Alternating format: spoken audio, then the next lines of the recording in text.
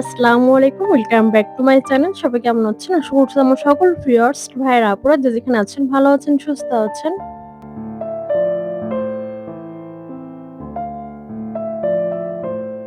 নতুন একটা ভিডিও নিয়ে হাজির হয়ে গেলাম। আশা করছি ভালো লাগবে। অবশ্যই ভিডিওটা শেষ পর্যন্ত দেখবেন।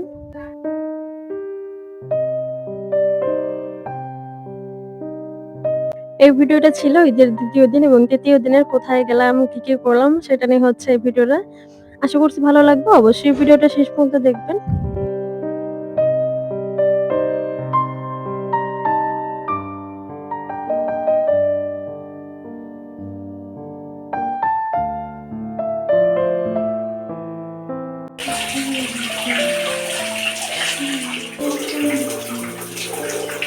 সকালে নাস্তা পানি শেষ করে রেডি হয়ে এখন বেরিয়ে পড়লাম। ফার্স্ট অফ অল হচ্ছে যাবো ভাইয়ের বাসায়। তো সবাই মিলে হচ্ছে একসাথে যাবো। এখানে যেহেতু আমার বড় আপুর ছেলেরা এসেছিল, দেন ভাগ্নি আছে, সবাই মিলে হচ্ছে এখন বের হয়ে যাবো। আর বাড়ি থেকে আসবে হচ্ছে আপা, ওরা আসবে। মা অবশ্য হচ্ছে বাড়িতে নেই। মা হচ্ছে সেজ আপুর শ্বশুর বাড়িতে গেছে। তো কয়েকদিন আগে হচ্ছে রোজার ভিতর তার শাশুড়ি মারা গিয়েছিল। তো সেখানে হচ্ছে মা গেছে। তো মা হচ্ছে ওখানে ঈদের পরে দেন হচ্ছে বাড়িতে আসবে।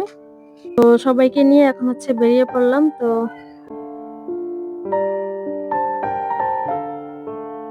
গ্রামে কিন্তু এই টাইপের পরিবেশগুলো খুবই ভালো লাগে। চারিদিকে যখন তাকাই তখন কিন্তু শুধু সবুজ আর সবুজ দেখতে পাওয়া যায়। আর চারদিকে যেহেতু ধান ক্ষেত আছে, দেখতে কিন্তু আরো খুবই ভালো লাগে। আয়ান আব্বু যেহেতু গাড়ি নিয়ে আসছিল বাইক নিয়ে, তো তারা ভাবছিল দুজন হচ্ছে বাইকে যাবে, আমরা বাকি সবাই হচ্ছে ভ্যানে করে যাবো। তো ভ্যানে চড়তে কিন্তু বেশ ভালোই লাগে। তো মেয়েকে নিয়ে সামনে বসে পড়লাম। আর দেখেন রোডের ২ সাইডটা গাছ, সবুজ আর সবুজ দেখতে কিন্তু খুবই মনোরম পরিবেশ থাকে। আর এসে দেখি খুবই গরম এখন। যখন বাসার ভিতরে ঢুকেছি তখন খুবই গরম। তো ছোট একটা মিনি ফ্যান ছিল। ফ্যান নিয়ে আমি বসে পড়লাম। আর বাচ্চারা তো মোবাইল, ছোট বড় সবাই হচ্ছে এখন মোবাইল পাগলা।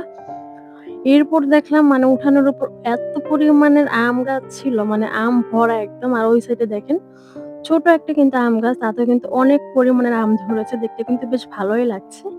টিনের ঘর দিন হচ্ছে সামনে এরকম আম গাছ, ফল গাছ, যদি ফল ধরে দেখতে খুবই কিন্তু ভালো লাগে।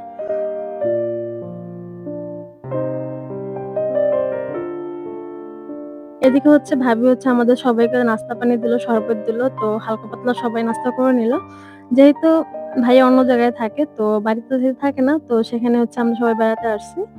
তো ঈদের ২য় দিন আপুরা সবাই মিলে দেন হচ্ছে এই বাসায় আসা হয়েছে। তো আমাদের জন্য যে রান্নাবান্না শুরু করে দিয়েছে। অলরেডি অনেক কিছু রান্না করে ফেলছে। আর ওইদিকে হচ্ছে আম পেড়ে দিয়েছিল ভাতিজা। সে হচ্ছে আম পেড়ে দিয়ে এখন হচ্ছে আমগুলো কেটে দেন খাওয়া হবে। মানে কাঁচা আম এখনো কিন্তু অনেক জায়গায় খুবই ছোট, ছোট, বাট এখানে এসে দেখলাম গাছ অনেক বড় হচ্ছে আম ধরেছে। তো অনেকগুলো আমাদেরকে পেড়ে দিল। এগুলো হচ্ছে মিমকে দিয়েছে কাটার জন্য, যে কেটে আন, দেন হচ্ছে আমরা লবণ আর মরিচ দিয়ে খাওয়া হবে। এর ভিতর হচ্ছে ভাবিরও কিন্তু রান্নাবান্না শেষ। রাইস কুকারে বসিয়ে দিয়েছে, প্রেশার কুকারে, দেন হচ্ছে নরমাল মাটির চুলাতে। মাটির চুলার রান্নাগুলো কিন্তু খুবই মজাদার হয়ে থাকে বিশেষ করে। তো এখানে প্রেশার কুকারে হচ্ছে মাংস দিয়েছিল, মুরগির মাংস, শক্ত মুরগির মাংসটা। তো মোটামুটি অনেক কিছুই দেখেন অল্প সময়ে অনেক কিছু হচ্ছে রান্না করে ফেলেছে। চিংড়ি মাছ ছিল, ডিম ছিল, মাছ, দেশি মাছ ছিল একদম, নদীর মাছ ছিল। দেন হচ্ছে শক্ত মুরগি ছিল, প্লাস হচ্ছে গরুর মাংস ছিল, পোলাও ছিল। মোটামুটি অনেক কিছুই এখানে রান্নাবান্না শেষ করে ফেলেছে। তো আমি হচ্ছে একটু করে হচ্ছে ভিডিওর ক্লিপ নিচ্ছিলাম। যেহেতু প্রচুর গরম ছিল, এক জায়গায় দাঁড়াতেও পারছিলাম না। তো অলরেডি হচ্ছে বাচ্চাদের খাবার দিয়ে দিয়েছে। তো বাচ্চাদের খাওয়া-দাওয়া শেষ হলে দেন হচ্ছে আমরা বসে পড়েছি। খাবারটা খুবই মজার হয়েছিল, বাট প্রচুর গরম ছিল। গরমে খাবার খাওয়া যাচ্ছিল না। যেহেতু ঈদের ২য় দিন ছিল, তো অনেকটাই কিন্তু রোদ ছিল ওদিন। তো এরপর খাওয়া-দাওয়া শেষ করে বিকেলের দিকে হচ্ছে আবার বাড়িতে চলে আসলাম। মানে বাবার বাড়িতে আসছি। তো এখানে বেরিয়ে দেন হচ্ছে ২-১ দিন বেরিয়ে দেন হচ্ছে বাসায় ফিরবো। আর দেখেন চালের উপর অনেকগুলো কবুতর ছিল। দেখতে কিন্তু খুবই ভালো লাগতেছিল। আর কবুতরগুলো কিন্তু উপরে খাবার দেয়। ছোটবেলায় আয়ান যখন গ্রামের বাড়িতে আসতো, ওকে নিয়ে আসতাম এই যে আয়াত বুড়ির বয়সে থাকতে। তখন থেকে হচ্ছে ছাগলের পিছে দৌড়াদৌড়ি করতো। কোথায় ছাগল যেত, তার পিছে দৌড়াদৌড়ি শুরু করতো। এখন বড় হয়েছে, এখনো কিন্তু তার সেই অভ্যাস যায়নি। দেখুন ছাগলকে চুমা দেয়া শুরু করে দিয়েছে।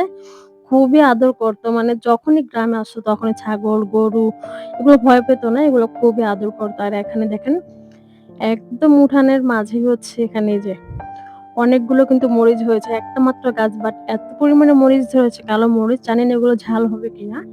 বাট দেখতে খুবই ভালো লাগতেছিল। সাথে বেগুন গাছ ছিল, মরিচ গাছ। ঘরের সামনে যখন কোনো গাছ থাকে, কোনো ফল ধরে তখন কিন্তু দেখতে খুবই ভালো লাগে।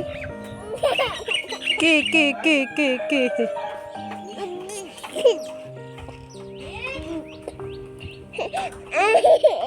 আর আমাদের বাড়ির সামনে পুরোটা এরকমের ফাঁকা অংশ। ছোট বলে এখানে কিন্তু বিকাল টাইমে অনেক খেলাধুলা করতাম। যখন ধান কাজ ছিল না, তখন কিন্তু অনেক খেলাধুলা করতাম।